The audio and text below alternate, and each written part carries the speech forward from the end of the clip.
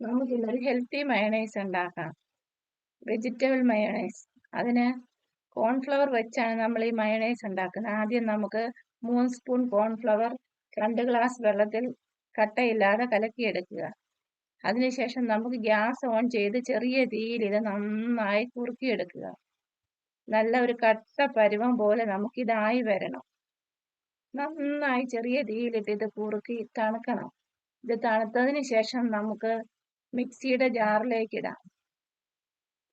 ഇത് നന്നായി തണുത്തതിന് നമുക്ക് മിക്സിയുടെ ജാറിലേക്ക് ഇട്ടിട്ട് നമുക്ക് അടിച്ചെടുക്കണം.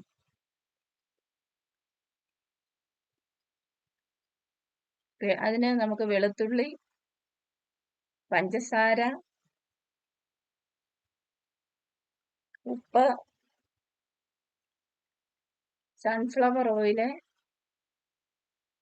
പിന്നെ നമുക്ക് ശകലം വിനാഗിരി, പിന്നെ ഇത് കുറുകാൻ ആവശ്യമായ പാല്. ഇത്രയും സാധനങ്ങളിട്ട് നമുക്ക് നന്നായിട്ട് അടിച്ചെടുക്കാം.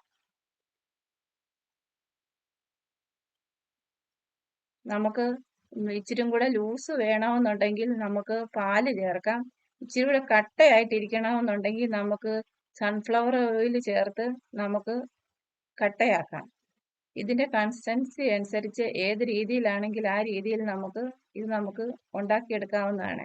എരിവ് ആവശ്യമുള്ളവർക്ക് 2 കുരുമുളകും കൂടി ഇതിനകത്ത് ചേർക്കാവുന്നതാണ്. ഞങ്ങൾക്കിപ്പോൾ ഇവിടെ ഈ കട്ടിക്കുള്ള ഈ കണക്ക് മതി. ഇപ്പൊ ദേ നമുക്ക് നല്ല അടിപൊളി മയണൈസ് റെഡി ആയിരിക്കുകയാണ്. ഇത് കുട്ടികൾക്കും വലിയവർക്കും ഒരുപോലെ ഇഷ്ടപ്പെടുന്ന ഒരു മയണൈസ് ആണ്.